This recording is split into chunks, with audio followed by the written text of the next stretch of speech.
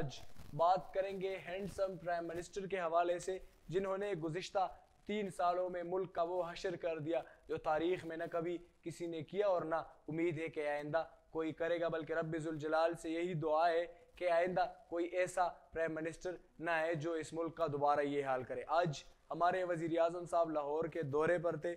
उन्होंने वहाँ पर हिदायत जारी की है कि सड़कों की मुरम्मत की जाए, शहर को कंक्रीट का शहर ना बनाया जाए बल्कि जंगल भी उगाया जाए, पौधे भी लगाया जाए। विजन तो उनका ठीक है, लेकिन ये वज़ीर आज़म साहब जब कंटेनर पर खड़े होते तो कौमों के विजन के बारे में बात करते।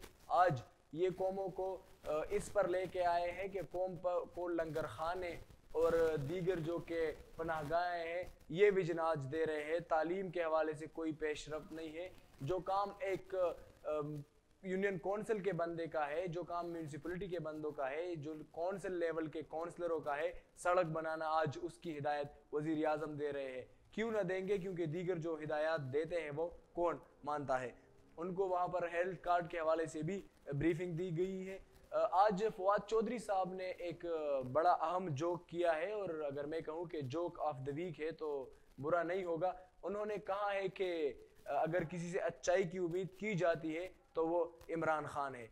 आप खुद सोच लें, और आप सेंसिबल लोग हैं। इमरान खान से अगर अच्छाई की उम्मीद की जाती तो गुज़िश्ता 3 सालों में वो एक झलक दिखा देते जो कि बदकिस्मती से ना दिखा सके।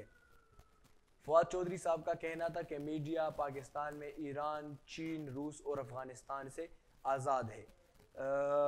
बात करेंगे डॉलर के हवाले से। मुल्क भर में डॉलर की कदर में मुसलसल इजाफा देखने में आ रहा है। डॉलर में इजाफा ही देखने को मिला है जब से नया पाकिस्तान शुरू हुआ है, और डॉलर की नई कीमत 170 रुपये और 50 पैसे है। ये है सरकार नया पाकिस्तान, जिसमें आपको 50 लाख घर और 1 करोड़ नौकरियां मिलने थे।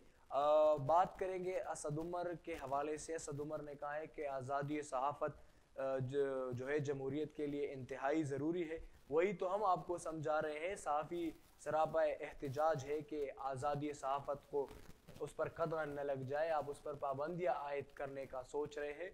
सहाफ़त इस रियासत का, और इसका नहीं बल्कि हर रियासत का 4th पिलर माना जाता है, 4था सतून माना जाता है, लेकिन उस सहाफ़त को आप उस पर पाबंदियाँ लगाने का सोच रहे हैं। और पाकिस्तान मीडिया डेवलपमेंट अथॉरिटी की सूरत में आप उस पर पाबंदियाँ लगाने का सोच रहे हैं। फवाद चौधरी साहब का पाकिस्तान मीडिया डेवलपमेंट अथॉरिटी के हवाले से कहना है कि उस पर अभी कुछ तजावीज़ है। अगर तजावीज़ मंजूर हो गई तो ठीक है, वरना रद्द-बदल करेंगे।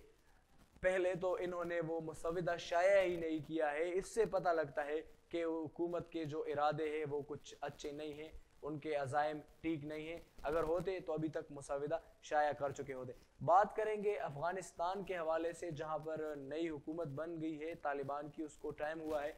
ज़राए के मुताबिक अफ़गानिस्तान में हुकूमत साजी के मामले पर तालिबान क़यादत में तल्ख़ कलामी हुई है। मुल्ला अब्दुल गनी बिरादर स्ट्रक्चर के ख़िलाफ़ है और दूसरे रहनुमा से उनकी तल्ख़ कलामी हुई है। गुज़िश्ता दिन क़यास आराइयाँ आ रही थी कि उनको मारा गया है, जिसकी तालिबान ने तरदीद की। बहरहाल ज़राए का कहना है कि उनकी तल्ख़ कलामी हुई। अफ़गानिस्तान के लोगों को, अफ़गानों को इस वक्त खाने को रोटी नहीं है, पहनने को कपड़े नहीं है। वहाँ पर हालात बहुत ख़राब है, और इन साहिबों को पड़ी है हुकूमत की स्ट्रक्चर की कोई काम अब अगर हो सकता है तो वो ये है कि अफ़गानों की मदद की जाए, बाहर की दुनिया के साथ राब्ते इस्तेवार किया जाए। अब ये वक्त नहीं है कि आपस में लड़ा जाए। बात करेंगे कोरोना के हवाले से, जिसने पूरी दुनिया को अपनी लपेट में ले लिया है और एक तबाही मचाई है। गुज़िश्ता 24 घंटों के दौरान पूरे मुल्क में 2714 नए केसेस सामने आए हैं। 73 ऐसे अफराद हैं